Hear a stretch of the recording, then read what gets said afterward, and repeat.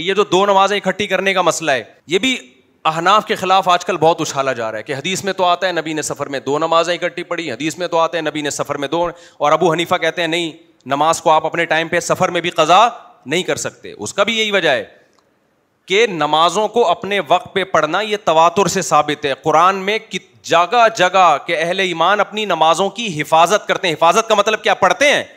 حفاظت کہتے ہیں ٹائم کے اندر اندر ضائع کرنا, ٹائم گزار دینا ضائع کرنا کہلاتا ہے. اس سے ہر نماز مراد ہے. اتنی زیادہ احادیث ہیں, اور خود قرآن کی آیت ہے کہ میدان جنگ میں بھی تم گھوڑے پہ بیٹھ کے نماز پڑھ لو, پیدل نماز پڑھ لو. اللہ بتاتا ہے کہ اے اللہ تو یہ حکم کیوں دے رہا ہے کہ میدان جنگ میں اگر گھوڑے پہ نہیں پڑھ سکتے زمین پہ کھڑے ہو کے پڑھ لو, پیدل پڑھ لو. چھوڑ کیوں نہیں دیں ہم اس کو؟ ظہر کو عصر میں پڑھ لیں گے, مغرب کو ہم عشاء میں پڑھ لیں گے. تو اللہ کیا کہتا ہے؟ ان الصلاۃ کانت علی المؤمنین کتابا موقوتا, نماز مومنین پر مقررہ اوقات میں فرض ہے. اگر ایک نماز کو دوسرے نماز پہ پڑھنے کی اجازت ہوتی تو اللہ مجاہدین کو اتنی ٹینشن میں ڈالتا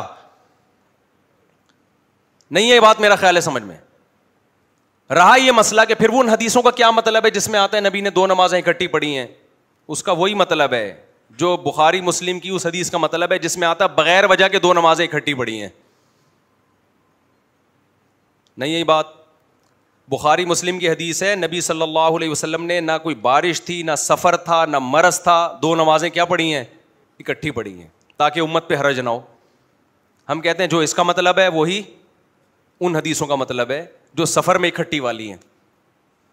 کیا مطلب ہے بھائی اس کا؟ اگر اس کا مطلب یہ لیتے ہو کہ ظہر کو عصر کے وقت تک لے جانے کے بعد عصر کے ٹائم پہ پڑھا ہے, تو اس کا مطلب یہ تو پھر عام نمازیں جو ہم وہ پڑھتے ہیں ان کا کوئی ٹائم کی کوئی ویلیو رہتی نہیں ہے نا. پھر اس کا مطلب علماء نے بیان کیا ہے کہ دو نمازیں اکٹھی کا مطلب ظہر کو عصر کے قریب لے کر گئے اور ظہر پڑھی, اور تھوڑی دیر میں عصر کا وقت داخل ہو گیا تو کیا پڑھ لی؟ عصر پڑھ لی. تو اکٹھی کا یہ مطلب ہے.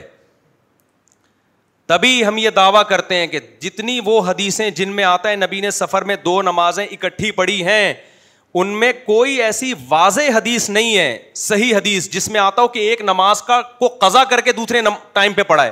کوئی واضح حدیث نہیں ہے. اور جو واضح ہے وہ سند پہ کلام ہے ان کے, یعنی یا تو حدیث صحیح نہیں ہے یا صریح نہیں ہے. سمجھتے ہیں کہ نہیں سمجھتے؟ دیکھو قرآن کے مقابلے میں وہ حدیثیں جن میں آتا ہے کہ ظہر کو عصر کے وقت میں پڑھا, مغرب کو عشاء کے وقت میں, یا مغرب اور عشاء اکٹھی پڑھ لی, یعنی عشاء ہی کے مغرب ہی کے وقت میں عشاء بھی پڑھ لی, ایسی کوئی حدیث واضح نہیں ہے جس میں واضح یہ مضمون ہو کہ ایک نماز کو دوسرے ٹائم پہ داخل کیا ہے. اور جو حدیثیں واضح ہیں وہ سند کے لحاظ سے ان پہ کلام ہے.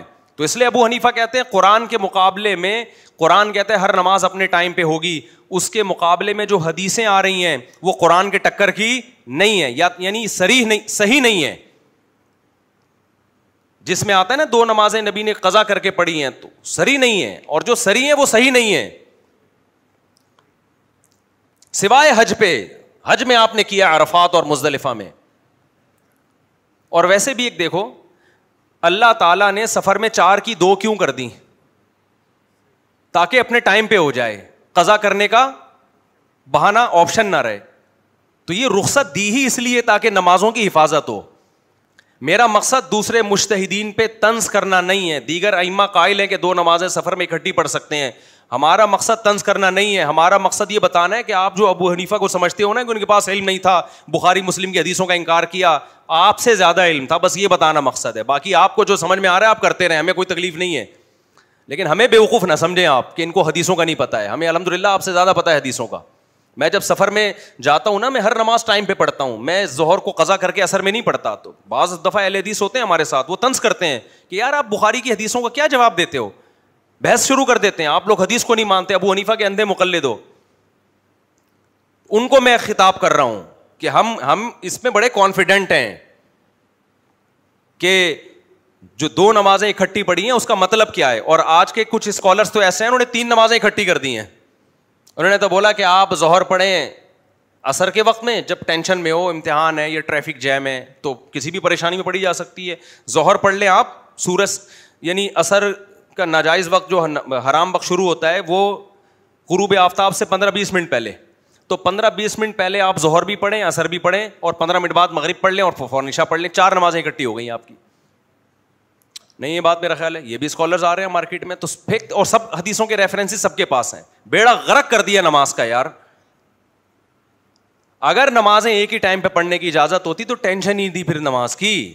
اصل تو نماز میں 5 ٹائم ہیں, 5 نمازیں نہیں ہیں, 5 ٹائم کی نمازیں ہیں, اسی کی ٹینشن ہے. اگر دیکھو یہ 5 نمازیں اللہ ایک ٹائم پہ کر دے تو یہ 5 رہیں گی یا ایک ہو جائیں گی؟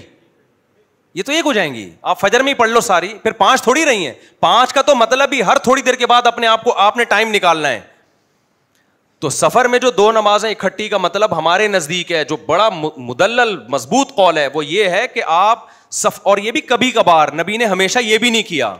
ہمارے اہل حدیث بھائی تو ہمیشہ ہی کر رہے ہوتے ہیں, ہمیشہ سفر میں ظہر کے ساتھ اثر پڑھ لیں گے. حالانکہ نبی نے یہ ہمیشہ نہیں کیا, کبھی کبھار کیا ہے. اور ہماری رائے میں کیا بھی کیسے, اس پہ دلائل ہیں ہمارے پاس, کہ ظہر کو آپ پڑھیں آخری ٹائم پہ, اور جیسے ہی ظہر کا وقت ختم ہو 1-2 منٹ اسٹے کر کے مغرب پڑھ لیں. اور یہ عبداللہ بن عمر سے ثابت ہے کہ آپ نے مغرب اسی طرح پڑھی ہے. بعض لوگ کہتے ہیں یہ تو ٹائم کا اندازہ لگانا کتنا مشکل ہو جائے گا. ایسے صحابہ تابعین کے لیے کوئی مشکل نہیں تھا, وہ تو سورج دیکھ کے چلتے تھے, اور ہمیشہ تھوڑی کیا, جب مطلب ابر آلود ہوتا تھا پھر نہیں کرتے ہوں گے. وہ ان کے لیے کوئی مشکل نہیں تھا نمازوں کے کہ ٹائم کب ختم ہونے والا ہے, کب شروع ہونے والا ہے.